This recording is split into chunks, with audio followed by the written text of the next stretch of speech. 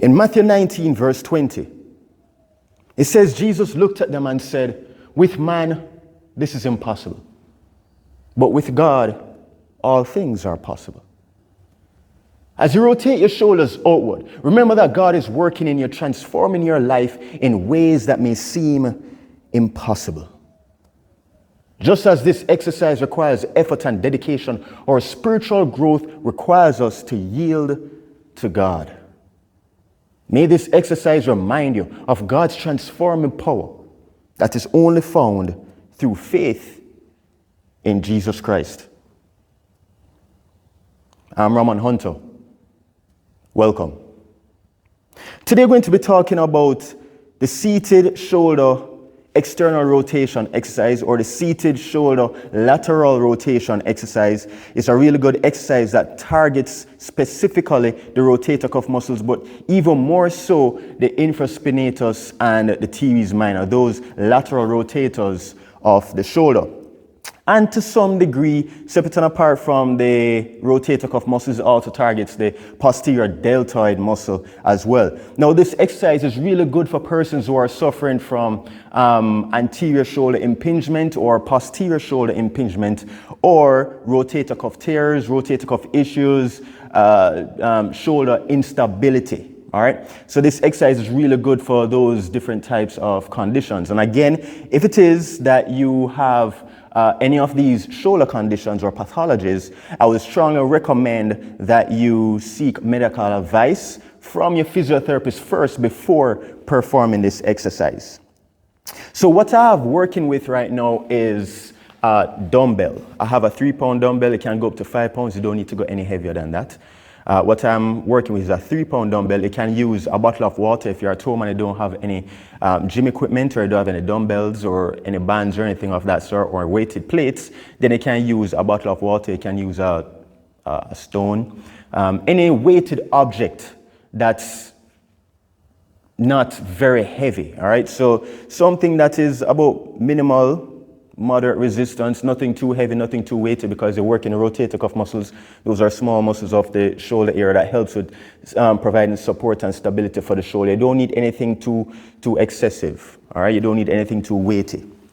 So you're sitting on a surface. You can be in the bed, you can be on a couch. I have here a bench. So I have my foot on the bench. So the knee of that leg that is on the bench, you want to make sure that it's bent. It is bent enough so that when you rest the elbow of the working arm on the knee, the shoulder is about 90 degrees. If it's a little bit below 90 degrees, that's fine.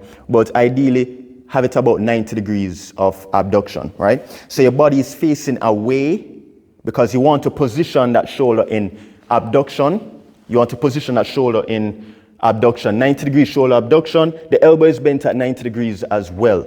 All right, so this is the position that you want, and you want your body to be facing away from that. Many people perform the exercise like this. So the shoulder is in flexion. You don't want the shoulder to be in 90 degrees flexion. You want to be in 90 degrees abduction, because in that position, you get the best bang for your buck in the maximal voluntary contraction of the infraspinatus and the teres minor muscles of the rotator cuff. All right. So you want it in 90 degrees, shoulder, 90 degrees abduction, elbow, 90 degrees flexion, perpendicular to the floor, right? And the movement is, you perform the movement just by rotating the arm so that the forearm is about parallel to the floor and you're rotating up. So the working movement of this exercise is moving the arm up, all right? As you rotate the arm down, you don't want the shoulder to round forward. So don't allow the hand to fall too far down. I would say you can stop it about parallel to the floor. Allow the arm to be parallel to the floor, and then you just rotate it up. So the working movement is lateral or external rotation. That's rotating the arm up so the elbow is perpendicular to the floor. Okay? Again, don't over-rotate it downwards. That will cause the shoulder to round forward. You don't want the shoulder to round forward. You just want it to remain along the axis of the humerus. So you're rotating that shoulder along the axis of the humerus. Having the arm or the elbow resting on the knee helps to disengage the deltoids. So you don't want to have too much work of the deltoids. Okay, you want to isolate the rotator cuff, you want to isolate the teres minor and the infraspinatus as much as possible when performing this exercise. I'm going to show you from side view.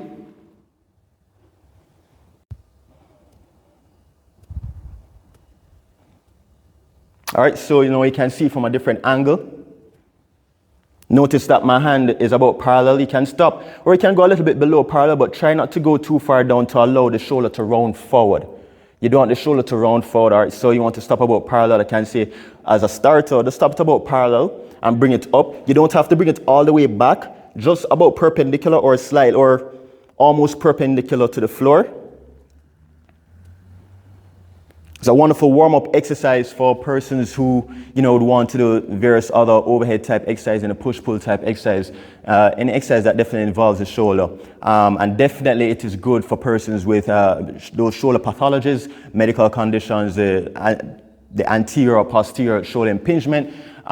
If you have shoulder instability, any issues that relating to rotator cuff injuries, rotator cuff tears, this is a really good exercise for that.